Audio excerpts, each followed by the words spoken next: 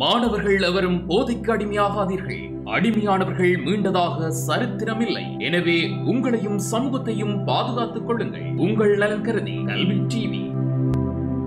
கல்வி தொலைக்காட்சியுடன் இணைந்து கொண்டிருக்கின்ற மாணவர்கள் அத்தனை பேருக்கும் வணக்கங்கள். இன்றைய நாள்ல காப்போத்து உயர்தர மாணவர்களுக்குரிய பரதநாட்டியத்துல இன்றைய பகுதி என்ன பகுதி பார்க்க இருக்கிறோம் என்று சொன்னால் அபிநயம்.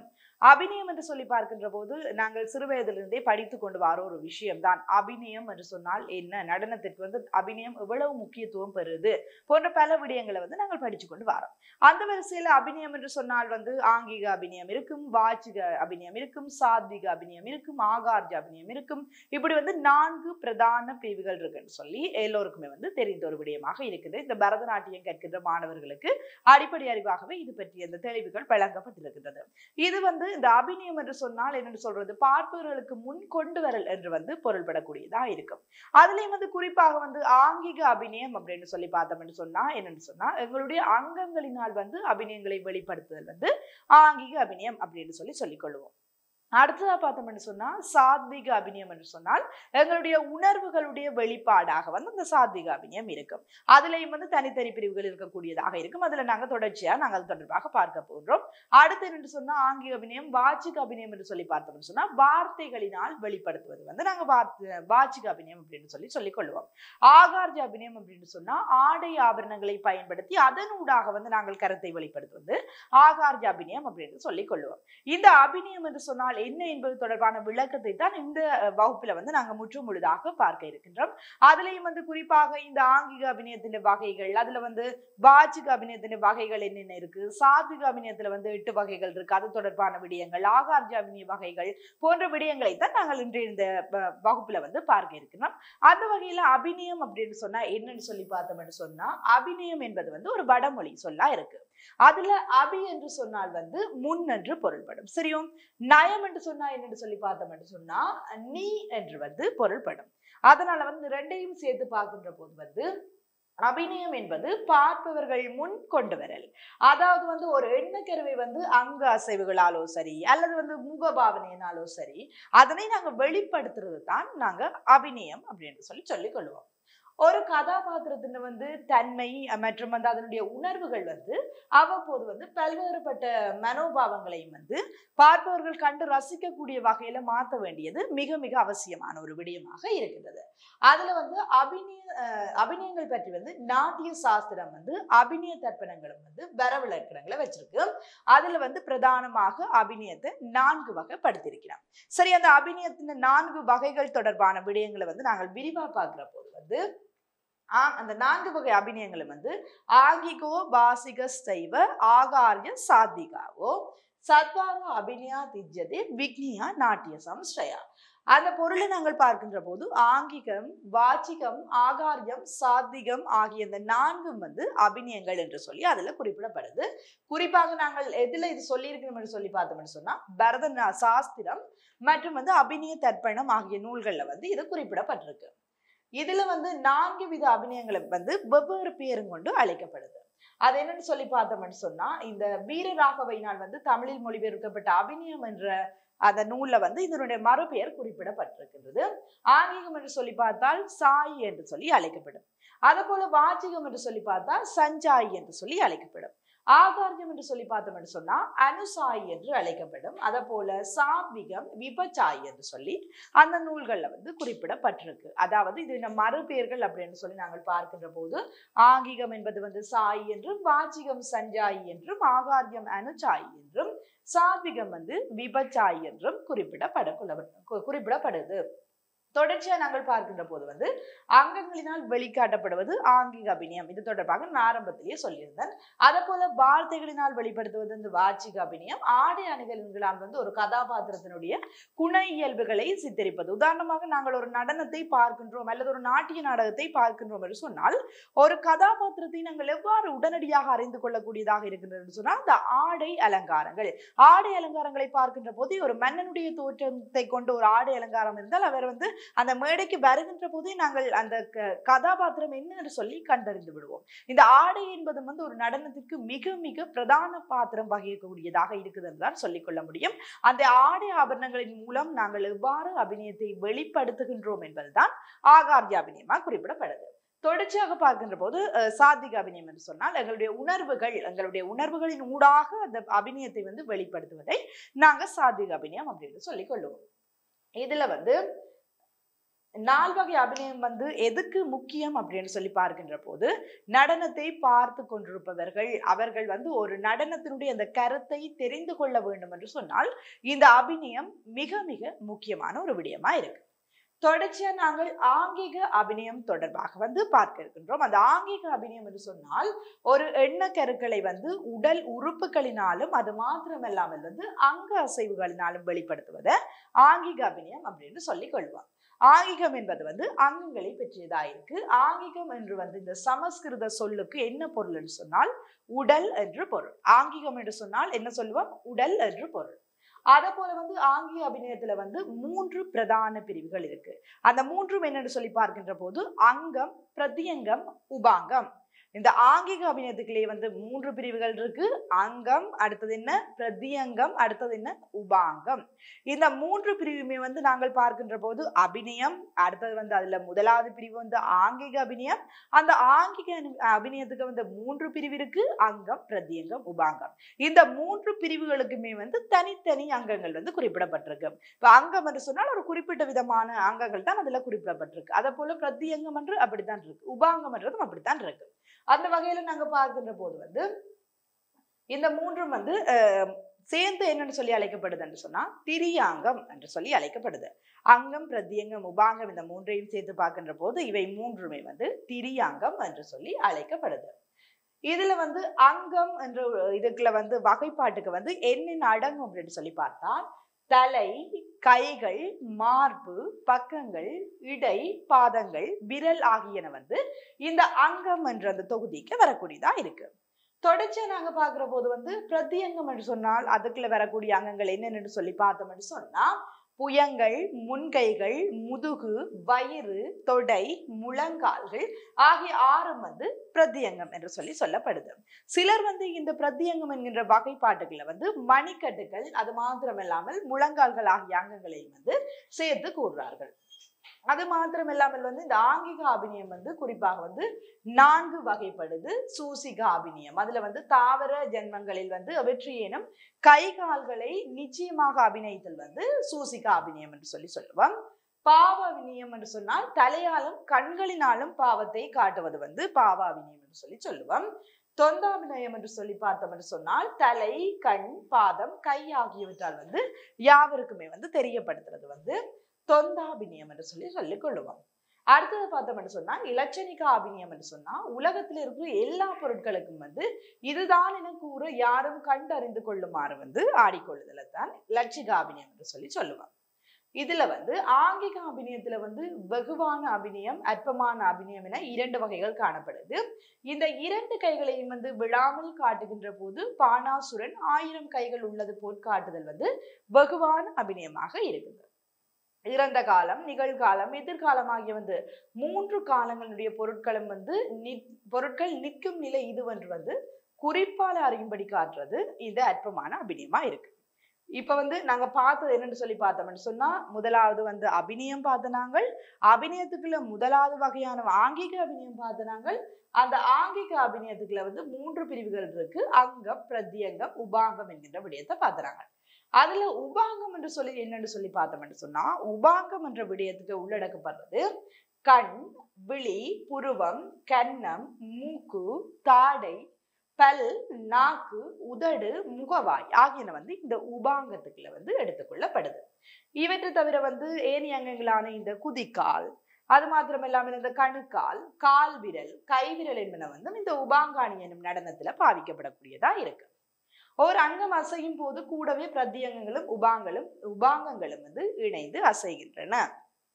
இது வந்து எல்லோருமே அறிஞ்ச ஒரு விஷயமா தான் இருக்கு. சரி, இந்த ஆங்கிக அபிநயம் தொடர்பாக பார்த்தாச்சு. இப்ப வந்து அடுத்ததா நாங்க பார்க்க இருக்கிறது வாச்சிக அபிநயம். பிள்ளைகள் எல்லாரும் வந்து கேட்டுக்கொண்டிருப்பீங்க அப்படின்னு சொல்லி நான் நினைக்கிறேன்.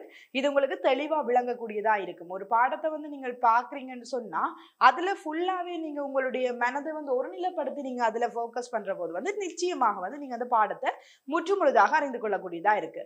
இது வந்து மிகவும் இலகுவாக கேட்கக்கூடிய பாடம். இந்த நடனம் என்பது வந்து மிக மிக இலகுவாக கேட்கக்கூடிய பாடல். ஆகவே வந்து நீங்கள் உங்களுடைய மனதை ஒருநிலைப்படுத்தி இதனை கற்கின்ற போது நிச்சயமாக கற்றுக்கொள்ளக்கூடியதாக இருக்கும். அந்த வகையில அபிநயம் தொடர்பாக நாங்கள் பார்த்து கொண்டிருக்கிறோம். அதில் ஆங்கிக அபிநயம் தொடர்பாக உங்களுக்கு விளங்கி இருக்கும் அப்படின்னு சொல்லி நான் நினைக்கிறேன். என்று சொன்னால் இந்த ஆங்கிக அபிநயத்துக்குள்ள வந்து 3 பிரிவு இருக்கு. அது தொடர்பான விளக்கங்களையும் வந்து நான் சொல்லிக் கொண்டிருக்கிறேன். அடுத்ததா என்ன பிள்ளைகள் நாங்க பார்க்க போறோம்? அடுத்ததா நாங்கள் பார்க்க இருக்கின்ற அபிநயம் என்னன்னு சொல்லி பார்த்தா வாச்சிக அபிநயம். சரியா பிள்ளைகள்? இப்ப வாச்சிக அபிநயத்தை நாங்க பார்த்தோம்னு சொன்னா நான் ஆரம்பத்துல சொல்லியிருந்தேன். வாச்சிக அபிநயம் சொன்னா என்ன? நான் நிகழ்ச்சியில வந்து அதாவது வந்து இந்த வகுப்புல ஆரம்பத்திலேயே சொல்லி இருந்தேன் அந்த வாச்சிக அபிநயம் தொடர்பான விளக்கம். வாச்சிக அபிநயம் சொன்னா என்னன்னு சொல்லி நாங்கள் ஷோர்ட்டா சொல்லுவோமா இருந்தா, வாச்சிக அபிநயம் என்பது வார்த்தைகளினால் கருத்தை புலப்படுத்துறதுதான் வாச்சிக அபிநயம்.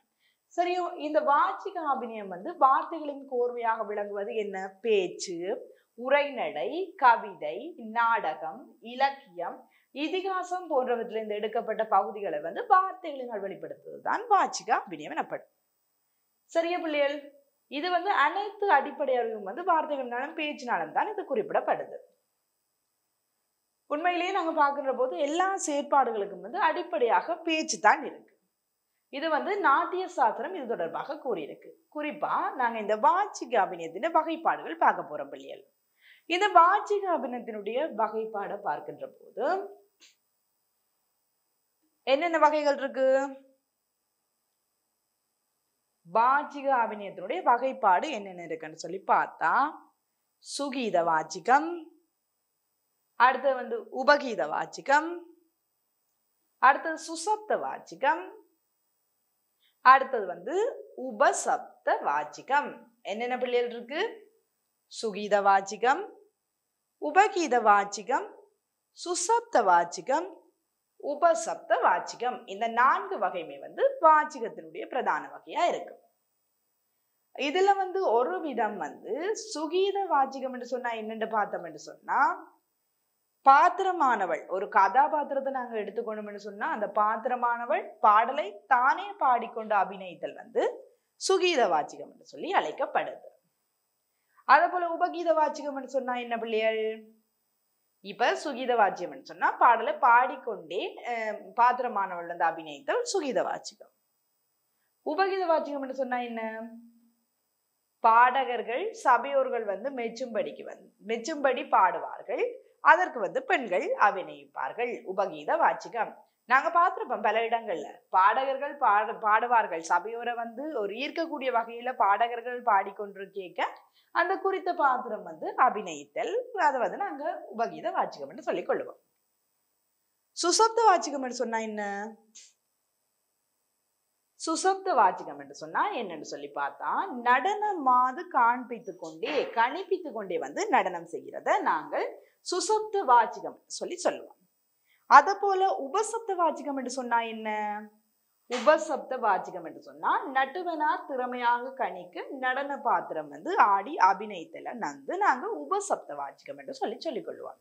பிள்ளைகள் இப்ப நாங்க படிச்ச விஷயம் வந்து நாங்கள் ஆங்கிக அபிநயம் படிச்சு அடுத்ததா வந்து வாச்சிக அபிநயம் படிச்சு கொண்டிருக்கிறோம்.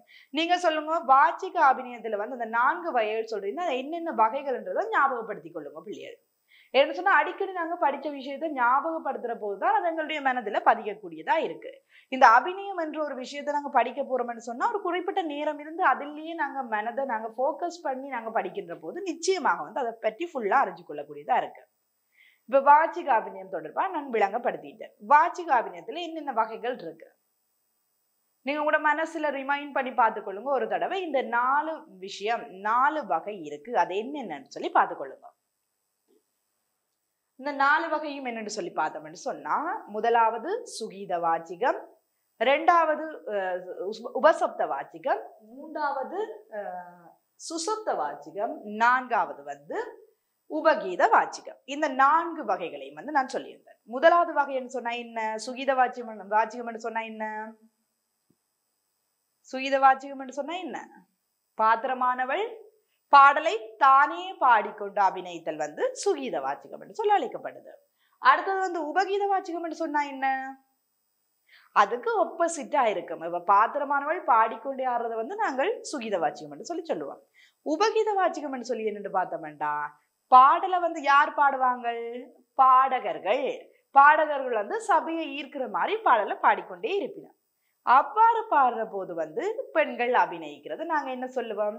உபகீத வாச்சிகம் என்று சொல்லிக் கொள்ளுவோம். அடுத்தது வந்து சுசப்த வாச்சிகம் என்று சொன்னா என்ன பிள்ளைகள்? சுசப்த வாச்சிகம் என்று சொன்ன என்னென்று பார்த்தோம் என்று சொன்னா, நடனமாது வந்து கணிப்பித்து கொண்டே ஆடுதல் வந்து சுசப்த வாச்சிகம் என்று சொல்லிக் கொள்ளுவோம். உபசப்த வாச்சிகம் என்று சொன்னா என்ன? நட்டுவனார் தாளம் கணிக்க பெண்கள் ஆடுதல். இந்த நாளுமே வந்து ஈஸியா நாங்க மனதுல வச்சுக்கொள்ளக்கூடிய விடயம். என்னென்னு சொன்னால் பாத்திரமானவள் ஒரு ஆள் வந்து தானே பாடுறது, அடுத்தது வந்து பாடகர்கள் பாடுறது, அடுத்தது வந்து நடனமாது கணிப்பித்து கொண்டே ஒரு பெண் வந்து நடனம் ஆடுறது, அடுத்தது வந்து நட்டுவனார் தாளம் கணிக்க பெண்கள் அபிநயித்தல். இவ்வாறாக வந்து இந்த வாச்சிக அபிநயத்துல 4 பிரிவும் இருக்கு. நீங்க சொல்லுங்க பிள்ளைகள், முதலாவது பார்த்த ஆங்கிக அபிநயத்தின் பிரிவுகள் என்ன? எத்தனை இருக்கு? எத்தனை பிரிவுகள் இருக்கு பிள்ளைகள்? என்னென்ன அது பிரிவுகள் சொல்லுங்க. கரெக்ட். என்ன சொல்லணும்னு சொன்னா, அந்த ஆங்கிக அபிநயத்தினுடைய வகைகள் என்னன்னு சொன்னால் அங்கம், பிரத்யங்கம், உபாங்கம்.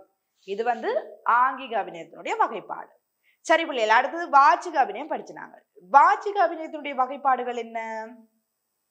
அதை திரும்ப திரும்ப நான் தெளிவா சொல்லிட்டேன். எங்களுடைய இந்த சுகீத வாச்சிகம், உபகீத வாச்சிகம், சுசப்த வாச்சிகம், உபசப்த வாச்சிகம், இந்த 4 வகைப்பாடம் வந்து வாச்சிக அபிநயத்துல இருக்கு அப்படின்னு சொல்லி நான் சொல்லிட்டேன். இது ரெண்டையும் ஞாபகம் வச்சுக்கொள்ளுங்க பிள்ளைகள். என்று சொன்னா அபிநயத்துல பிரதானமாக 4 வகைகள் இருக்கு. அதுல குறிப்பாக வந்து ஆங்கிக அபிநயம், வாச்சிக அபிநயம் என்பது வந்து முக்கியமான பிரிவுகளா இருக்கு பிள்ளைகள். இது ரெண்டையும் நீங்க மனசுல வச்சுக்கொள்ற போதுதான் நாங்க அடுத்தடுத்து படிச்சு கொள்ளக்கூடியதா இருக்கும். ஏன்னு சொன்னா குறிப்பிட்ட ஒரு அளவுல வந்து நாங்க குழப்பி கொண்டிருந்தோம் என்று சொன்னா அடுத்து பாக்குற போது வந்து குழப்ப நிலையில இருக்கு. ஆகிய வந்து பிள்ளைகள் நீங்க படிக்கும் போது இதை ஒழுங்கா கான்சென்ட்ரேட் பண்ணி படிச்சீங்கன்னு சொன்னா தெளிவாக பாடமாக்கி கொள்ளக்கூடியதா இருக்கு. சரி, அதுல வந்து இந்த நாடகத்துல பயன்படுத்தப்படுற மொழிகள், நாடகத்துல மொழிகள் பயன்படுத்துவார்கள். அது எத்தனை வகைப்படும்? 4 வகைப்படும். அது ஒவ்வொருத்தருக்கும் ஏற்ற மொழி. இப்போ ஒரு மொழியை நாங்க சொல்றோம்னு சொன்னா அது ஒரு ஆள் விளங்கி கொள்ளக்கூடியதா இருக்கும்.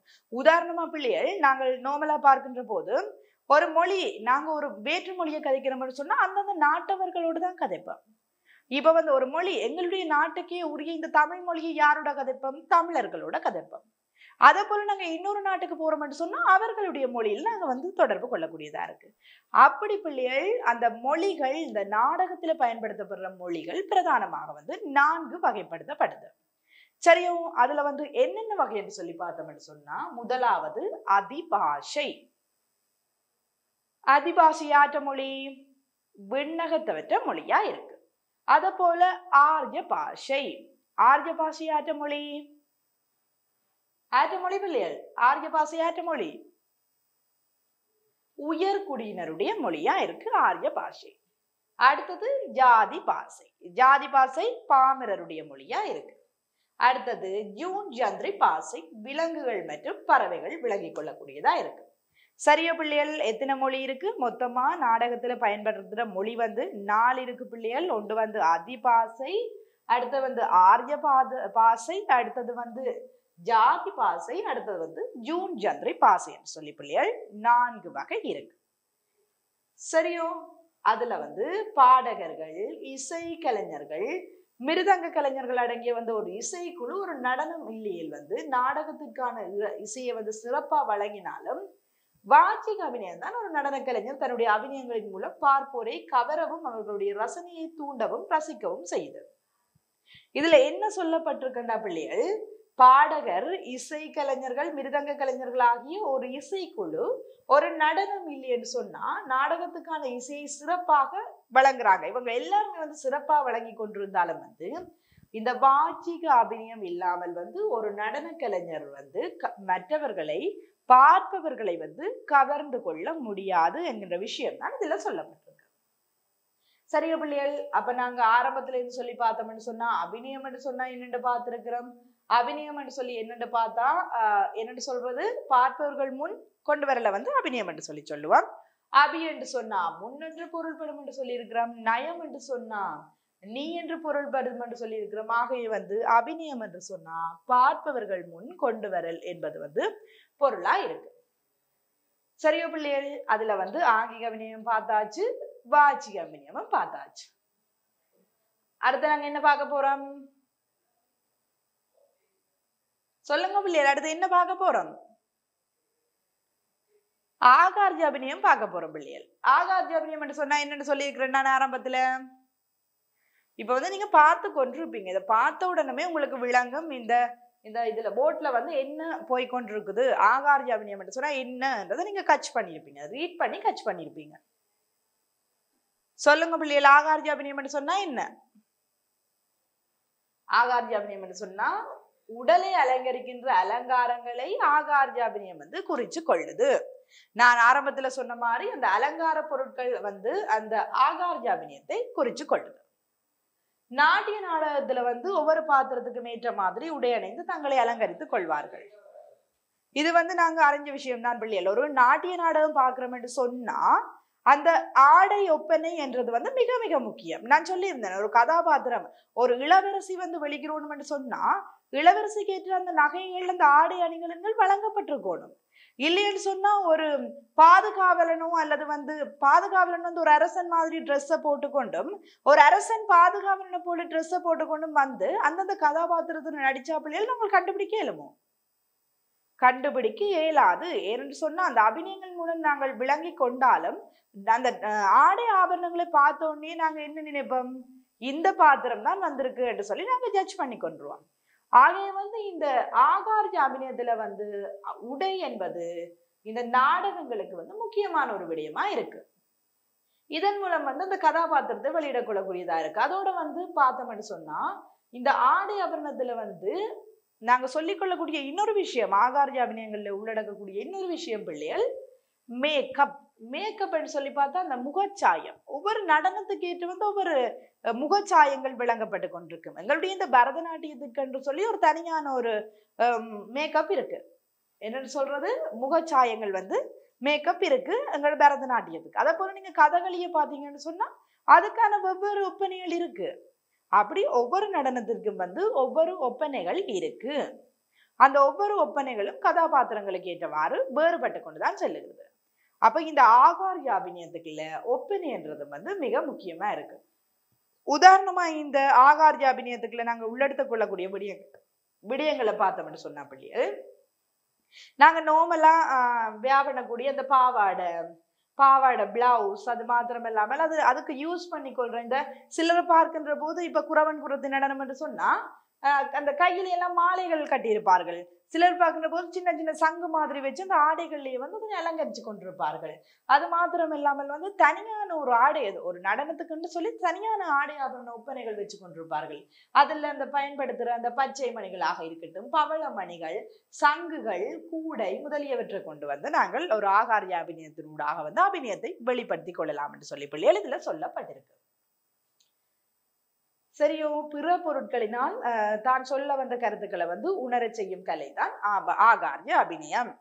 இதுதான் பிள்ளைகள் இது ஒரு கன்க்ளூஷன் என்று சொல்லிக்கொள்ள முடியும். இந்த ஆகார்ய அபிநயம் என்று சொன்னா, இப்ப வாச்சிக அபிநயம் என்று சொன்னா வார்த்தைகள்னால வெளிப்படுத்துறது மாதிரி ஆகார்ய அபிநயம் என்று சொன்னா என்ன பிள்ளைகள், பிற பொருட்களினால் தான் சொல்ல வந்த விடயத்தை வந்து வெளிப்படுத்துறது தான் பிள்ளைகள் ஆகார்ய அபிநயம். சரி பிள்ளைகள், ஆங்கிய அபிநயம் எத்தனை வகைப்படும் என்று சொன்னான் பிள்ளைகள்? 3 வகைப்படும். வாச்சிக அபிநயம் எத்தனை? 4 வகைப்படும். அடுத்து வந்து ஆகார்ய அபிநயம் எத்தனை வகைப்படும் பிள்ளைகள்? அதுவும் 3 வகைப்படும். அந்த 3 வகையும் என்னன்னு சொல்லி பார்த்தா, முதலாவது வகை வந்து நியகார்ய அபிநயம், இரண்டாவது வந்து அபிச்சாரி ஆகார்யம், நாலாவது வந்து விபச்சாரி ஆகார்யம். சரியா பிள்ளைகள்? 3 வகைப்படுகின்றது வந்து இந்த ஆகார்ய அபிநயம். ஒன்று வந்து நியகார்ய அபிநயம், அடுத்தது வந்து அபிச்சாரி ஆகார்யம், அடுத்தது வந்து விபச்சாரி ஆகார்யம். சரியா பிள்ளைகள்? இந்த நியகார்ய அபிநயம் என்று சொன்னா என்னன்னு சொல்லி பார்த்தோம் என்று சொன்னா, அங்கதம், அதாவது வந்து எங்களுடைய அந்த குறிப்பிட்ட ஒரு அணிகலன்களுடன் ஆடுறத வந்து நாங்கள் நியகார்ய ஆகார்யம் அப்படின்னு சொல்லி கொள்வோம் பிள்ளைகள். இந்த ஆகாரியத்துக்குள்ளேயே நான் ஆரம்பத்துல சொல்லியிருந்தேன் பிள்ளைகள், ஆடை ஒப்பனை வரும், அதை போல வந்து மேக்கப் வரும், அதை போல நாங்க தேவையான அளவுக்கு இப்ப குறவன் குறத்து நடனமா இருக்கட்டும் அல்லது வந்து ஒரு வேப்பில நடனமா இருக்கட்டும், இவ்வாறு வந்து தனித்தனி நடனங்கள் இந்த கிராமிய நடனத்திலேயே எத்தனையோ வகை இருக்கு பிள்ளைகள். நீங்க பார்த்திருப்பீங்க, வேப்பில நடனமா இருக்கட்டும் அல்லது வந்து இந்த கும்மி நடனம், அருவி வெட்டி நடனம், இப்படின்னு சொல்லி பல நடனங்கள் இருக்கு பிள்ளைகள். அதுக்கு பயன்படுத்துற அந்த ஒவ்வொரு பொருட்கள், ஆடை ஆபரணங்கள், முகபாவனை, இவை எல்லாவற்றையும் சேர்த்து நாங்க இந்த ஆகாரிய அபிநயத்துக்கு உள்ளடக்கி கொள்வோம் என்று சொல்லி சொன்னாங்க. அடுத்தது வந்து அபிச்சாரிய ஆகாரியம் என்று சொன்னா என்னன்னு சொல்லி பார்த்தா, ராமாயணம் போன்ற இதிகாச கதைகளுக்கு வந்து எங்களுடைய பாத்திரங்களுடைய வேடம் பூண்டு நடிப்பது தான் அபிச்சாரிய ஆகாரியம். நான் ஆரம்பத்திலே இந்த விடயமும் சொல்லியிருந்தேன் பிள்ளைகள். என்னன்னு சொன்னா, ஒரு நாட்டிய நாடகத்தை எடுத்துக்கொண்டோம் என்று சொன்னா, ராமாயண கதைன்னு சொன்னா அதுல என்னென்ன பாத்திரம் வரும் பிள்ளைகள் சொல்லுங்க. ராமன் வருவார், அடுத்தது இலக்குமணன் வருவார், அதே போல எவ்வளவு பாத்திரங்கள் வருவினம். அதுல ராட்சசன்மார் வருவினம், ராவணன் வருவார், இப்படி பல்வேறு கதைகள் வந்து அந்த கதைகள் இதிகாச கதைகள் எடுத்துக்கொண்டு சொன்னாலே அதுல சில பாத்திரங்கள் வந்து மெயினான ஒரு பாத்திரமா இருக்கும். பிறகு வந்து அதுக்கேற்ற பல பாத்திரங்கள் இருக்கு. அந்த இதிகாச கதைகள்ல வந்து ஒருவர் வந்து ராமனா நடிக்கிறாருன்னு சொன்னா பிள்ளைகள், ஒரு ராவணன் நடிக்கிறவர் வந்து அந்த என்னன்னு சொல்றது, ராவணன் மாதிரி ஆடை அணிகளோட வந்தா நீங்க அதை ராவணன் சொல்லி ஏற்றுக்கொள்வீங்களா பிள்ளைகள்? இல்ல. ஏன்னு சொன்னா எங்களை பார்த்தோன்னே விளங்கும், ராவணன் என்று சொன்னா இப்படித்தான் இருப்பார் என்ற ஒரு மன எண்ணப்பாடு எங்களுக்கு வந்துடும் பிள்ளைகள். இப்ப நடனம் படிக்கிற பிள்ளைகள் ஓரளவுக்கு வந்து அபிநயங்களை வச்சு கண்டுபிடிச்சாலும் கூட ஒரு பார்வையாளராக வந்து பார்வையாளர்களா இருக்கிற எல்லாரும் வந்து கட்டாயம் நடனம் தெரிந்துதான் இருக்க வேண்டும் இல்லத்தானே பிள்ளைகள்? அப்ப அவை என்ன செய்வினம், இந்த ஆடை அணிகளுடைய அந்த ஒப்பனை பொருட்களை பார்த்து தான் அவர்கள் கண்டுபிடிக்கக்கூடியதா இருக்கு. அப்ப ஒருத்தர் ராமனா ஒரு பாத்திரத்தை நடிக்கிறார் என்று சொன்னா அவருடைய அந்த பாத்திரத்துக்கு ஏற்ற உடையமைப்பு எவ்வாறு இருக்கணும்? ராமன் என்ன பாத்திரத்தை அணிவரோ, அதாவது என்ன ஆடைகளை அணிவரோ அதைத்தான் அவரும் அணிஞ்சிருக்கணும். அதை போல வந்து ராவணன் ஆடை அணிகள் எல்லாம் அணிஞ்சு கொண்டு வரக்கூடாது. அதைத்தான் இதுல சொல்லப்பட்டிருக்கு. இந்த அபிச்சாரிய ஆகாரியம் என்று சொன்னா என்ன பிள்ளைகள், இந்த இதிகாச கதைகள்ல இருக்கிற அந்த பாத்திரங்களை ஏற்றுக்கொண்டு அதற்கேற்ற வந்து தங்களை அணிகலன்களை அதாவது அணிகலனை கொண்டு வேடம் பூண்டு நடிப்பதை வந்து இந்த அபிச்சாரிய அபிநயம் என்று சொல்லி கொள்ளுவோம். அடுத்தது பிள்ளைகள் விபச்சாரி ஆகாரியம். இந்த விபச்சாரி ஆகாரியம் என்று சொன்னா என்ன பிள்ளைகள், அந்தந்த நாட்டுக்கு வந்து சபையூர்கள் ஏற்றுக்கொள்ளும் படிக்கு பல வகை நடனங்களுக்கு ஒத்த சாதி உபமானங்கள் ஆகியவற்றை ஒத்துமையும்படி ராமாயணம் முதலான நாடகங்களை நடித்து காட்டுவதற்கு ஏற்ற ஆடைகளை அணிந்து ஆடுவதை வந்து நாங்கள் விபச்சாரி ஆகாரியம் என்று சொல்லிக் கொள்ள முடியும். இதையும் தாண்டி வந்து ஆகாரிய அபிநயத்தை வந்து 4 வகையா பிரிக்கலாம். ஏற்கனவே வந்து 3 வகைகள் பார்த்துட்டோம் பிள்ளைகள், இன்னும் 4 வகைகளாக குறிப்பிடப்படலாம் என்று சொல்லப்படுகிறது. அதுல என்னென்னு சொல்லி பார்த்தோம் என்று சொன்னா, புஷ்டம், அலங்காரம், அங்கச்சனம், அடுத்தது வந்து அங்கரச்சனத்துக்கு அடுத்தது வந்து சஞ்சீவம் என்பன வந்து குறிப்பிடப்பட்டு கொள்ளுது. புஷ்டம் என்று சொன்னா என்ன நீங்க அறிஞ்சிருப்பீங்க பிள்ளைகள். என்னன்னு சொன்னா கிரேட் 6ல இருந்து நாங்க அபிநயம் என்ற ஒரு பேசிக்கான விஷயத்தை படிச்சு கொண்டு வரோம். அபிநயம் தான் ஒரு முக்கியமான ஒரு விடயமா இருக்கு, நாங்க ஒரு நடனத்தை மற்றவர்கள் மத்தியில கொண்டு செல்வதற்கு. ஆகிய பிள்ளைகள் வந்து நீங்க அறிஞ்சிருப்பீங்க. சோ இது தொடர்பான விளக்கங்களை வந்து நீங்க ஆழமா படிக்கணும்னு சொன்னா தொடர்ச்சியா நீங்க வந்து கவனம் செலுத்திட்டு இருங்க பிள்ளைகள். வேற இடங்கள்ல சிந்தனைகளை செலுத்தி கொண்டிருக்காம நீங்க பாடத்தை கவனிக்கிறதன் ஊடாக வந்து நீங்கள் அறிஞ்சு கொள்ளக்கூடியதா இருக்கும். இந்த பாடம் படிப்பிச்சு முடியும் போதே வந்து உங்களுக்கு அபிநயம் தொடர்பான ஒரு விளக்கம் வந்து முழுமையா வரக்கூடியதா இருக்கும் பிள்ளைகள். சரியா? இப்ப வந்து சொல்லுங்க, புஷ்டம் என்று சொன்னா என்ன? இப்ப ஒரு பெரிய அரண்மனை இருக்கு, சரி வேணாம், ஒரு பெரிய மரம் இருக்கு பிள்ளைகள். நாங்க நடிக்க போற ஒரு கதாபாத்திரத்துல வந்து பெரிய மரம் இருக்கு. நாங்க அதை ஸ்டேஜுக்கு கொண்டறியலுமா? மரத்தை அப்படியே கொண்டு வந்து ஒரு ஆலமரம் இருக்க போது பிள்ளைகள், அதை நாங்கள் கொண்டு வந்து அப்படியே வைக்கலுமா? எங்கட மேடையில வந்து அதை வைக்கலுமா? இல்ல, வைக்கலாது. உதாரணத்துக்கு தான் நான் மரம் சொன்னேன். அதை போல மலை இருக்கலாம், அருவி இருக்கலாம். இப்ப ஒரு உதாரணத்துக்கு ஒரு அருவி வேணும், அந்த நாங்கள் நடிக்க போற அந்த இடத்துல வந்து அருவி மாதிரி எங்களுக்கு அந்த இடம் இருக்கணும்னு சொன்னா நாங்க என்ன செய்யறது? அப்ப அந்த ஒரு விடயத்தையே நாங்கள் எடுக்காம விட முடியுமா? இல்ல பிள்ளைகள். அப்ப அப்படி இருக்கிற பெரிய பெரிய பொருட்களை, மலைகளாக இருக்கட்டும், மரங்களாக இருக்கட்டும், அரண்மனைகளாக இருக்கட்டும், இவ்வாறான விடயங்களை வந்து பிள்ளைகள் சிறிய உருவங்களாக்கி வந்து மேடைக்கு கொண்டு வருதல் தான் வந்து, அதாவது அரங்கிக்கு கொண்டு வருதல் தான் வந்து பிள்ளைகள் புஷ்டம் என்று சொல்லப்படுது. அடுத்தது வந்து அலங்காரம். அலங்காரம் என்று சொன்னா பிள்ளைகள் ஆடை அணிகலன்கள், மலர்கள், மலைகளா அதாவது மாலைகளால் வந்து அலங்கரித்தல், அங்கரச்சனம், ஒப்பனை செய்தல், முகப்பூச்சு வர்ணம் செய்தல் போன்றவற்றை வந்து இந்த அலங்காரம் என்று சொல்லிக் கொள்ளுவான்.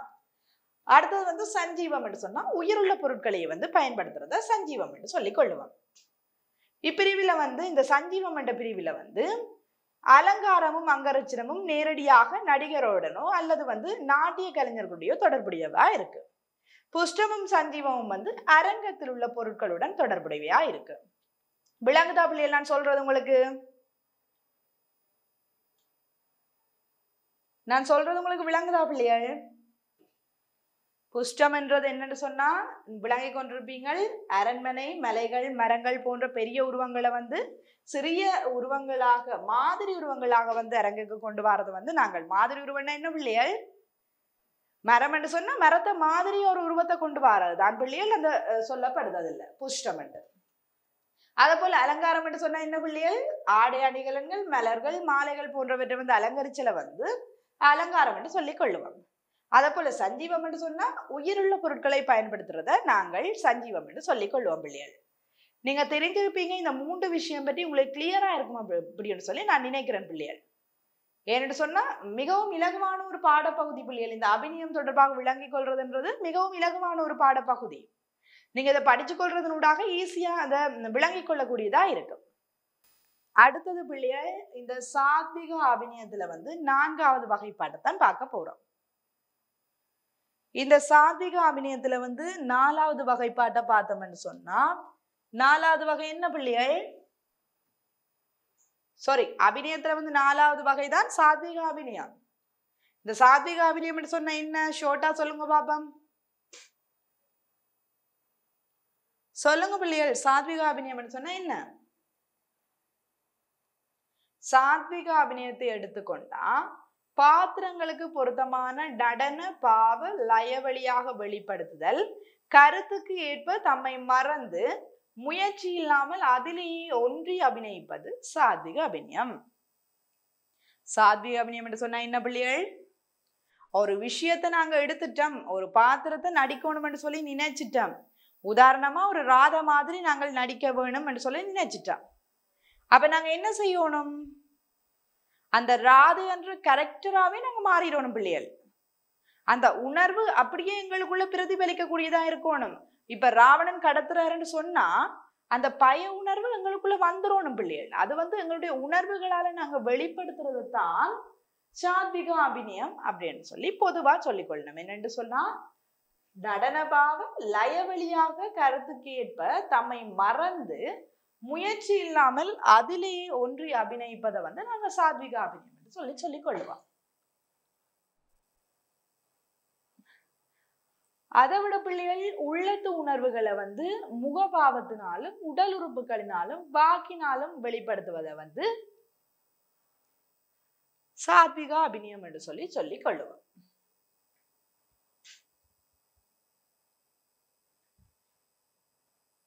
பிள்ளைகள், சாத்விகம் என்பது வந்து சத்வ அல்லது மனம் என்ற வார்த்தையிலிருந்து பிறந்தது என்று சொல்லப்படுது. உள்ளத்தில் எழும் உணர்ச்சிகளுக்கு உணர்வே காரணம். இந்த உணர்ச்சியை தான் பரதர் சத்வ என்கிறார். சத்வம் என்பது இயற்கையாகவே கலைஞரிடத்தில் பிறவி குணமாக தோன்ற வேண்டும். அதாவது என்னென்று சொன்னா பிள்ளைகள், மனம் என்ற வார்த்தையிலிருந்து தான் சத்வ என்றால் மனம் என்ற வார்த்தையிலிருந்து பிறந்தது பிள்ளைகள். அந்த உள்ளத்தில் எழுகின்ற உணர்ச்சிகளுக்கு வந்து என்ன காரணமா இருக்கு? எங்களுக்கு உள்ளத்துல ஒரு உணர்வு எழுதுன்னு சொன்னா என்ன காரணம் பிள்ளைகள்? உணர்ச்சிகளுக்கு உணர்வு தான் காரணமா இருக்கு. இந்த உணர்ச்சியை தான் பரதர் என்ன சொல்றார்? சத்வ என்று சொல்றார். சத்வம் என்பது வந்து இயற்கையாகவே கலைஞரிடத்தில் பிறவி குணமாக தோன்ற வேண்டும். இந்த சத்வம் வந்து பிள்ளைகள் இயற்கையாகவே எங்களுக்குள்ள வரணும்.